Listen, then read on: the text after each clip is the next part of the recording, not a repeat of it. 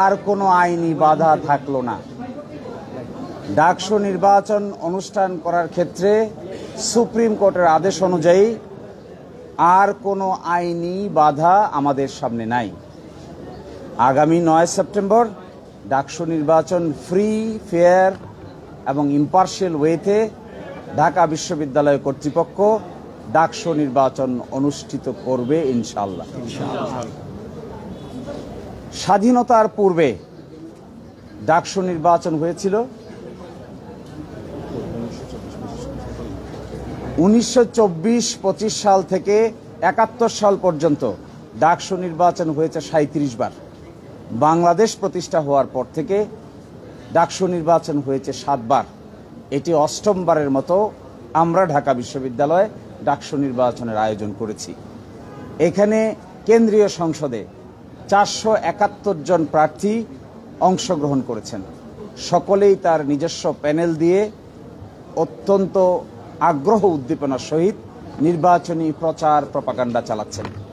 ঢাকা বিশ্ববিদ্যালয় এই ক্ষেত্রে এই নির্বাচনের পরিবেশ তৈরি করতে এবং শেষ পর্যন্ত নির্বাচন অনুষ্ঠান করে ছাত্রদের ভোট অনুযায়ী যে যাকে ইচ্ছা তাকে প্রার্থী নির্ধারণ করে ভোট দিবে, এই ব্যাপারে ঢাকা বিশ্ববিদ্যালয় বদ্ধপরিকর। ঢাকা বিশ্ববিদ্যালয়ের সামনে যখন যে যেভাবে তার যুক্তি উপস্থাপন করেছে, আমরা ট্রাইব্যুনাল গঠন করেছি। ট্রাইব্যুনালের পরে প্রেসিডেন্টের কাছে যারা আপিল করেছে, প্রেসিডেন্টের আপিল নিষ্পত্তি করেছি। নিষ্পত্তি করে আমরা উপযুক্ত আইনি সিদ্ধান্ত নিয়েছি।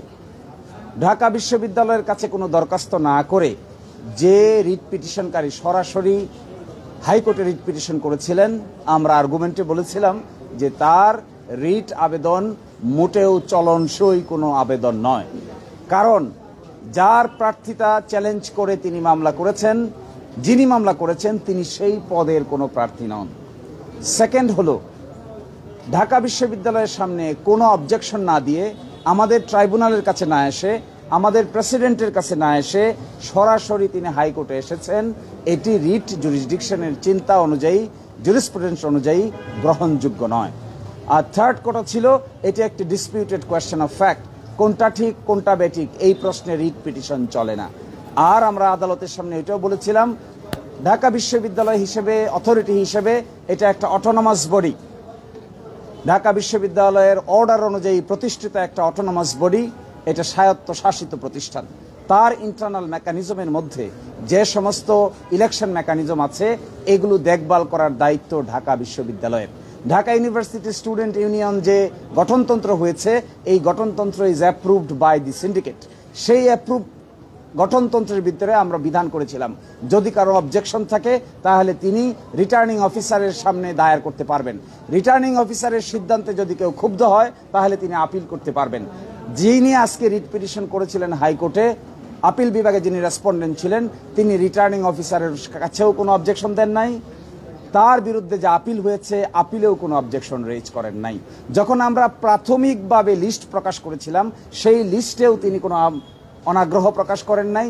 চূড়ান্ত লিস্ট যখন প্রকাশ করেছি, সেখানেও তিনি আনুষ্ঠানিকভাবে ঢাকা বিশ্ববিদ্যালয় কর্তৃপক্ষের সামনে কোনো কথাই বলেন নাই। এই সমস্ত যুক্তিতর্ক গ্রহণ করেছেন মাননীয় আপিল বিভাগ। গ্রহণ করে হাইকোর্ট বিভাগ যে ডাকসু নির্বাচনের উপর স্থগিতাদেশ দিয়েছিলেন, এটি অনারেবল জাজ ইন চেম্বার স্টে করে দিয়েছিলেন। আজকে বাংলাদেশের সর্বোচ্চ আদালত হাইকোর্ট ডিভিশনের আদেশের উপর স্থগিতাদেশ দিয়েছেন এবং 31 অক্টোবর 2025 পর্যন্ত এই স্থগিতাদেশ বহাল থাকবে। এর অর্থ হলো এটা 9 সেপ্টেম্বর 2025-এ উৎসব মুখর পরিবেশে ডাকসু নির্বাচন অনুষ্ঠান করার ক্ষেত্রে আর কোথাও কোনো আইনি বাধা থাকলো না। 31।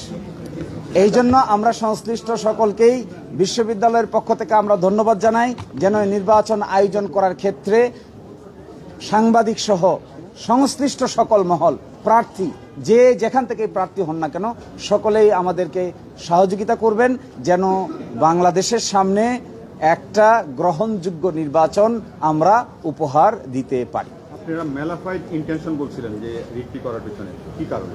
আমরা এই জন্য বলেছিলাম এটা, কারণ ঢাকা বিশ্ববিদ্যালয়ের কাছে তো এই প্রশ্ন উত্থাপন করা হয়নি। ঢাকা বিশ্ববিদ্যালয়ে প্রাথমিক বাছাই করেছে 21 তারিখ, ফাইনাল বাছাই করেছে 26 তারিখ। আর রিট পিটিশন দায়ের করা হয়েছে 28 তারিখ। তাহলে যখন প্রাথমিক লিস্ট পাবলিশ করা হয় তখন কি তারা জানতেন না? যখন 26 তারিখ পূর্ণাঙ্গ লিস্ট প্রকাশ করা হয়, চূড়ান্ত লিস্ট, তখন কি তারা জানতেন না? তাহলে 28 তারিখ রিট পিটিশন করেছেন, এটিকেই আইনের ভাষায় বলে ম্যালাফাইড ইন্টেনশন।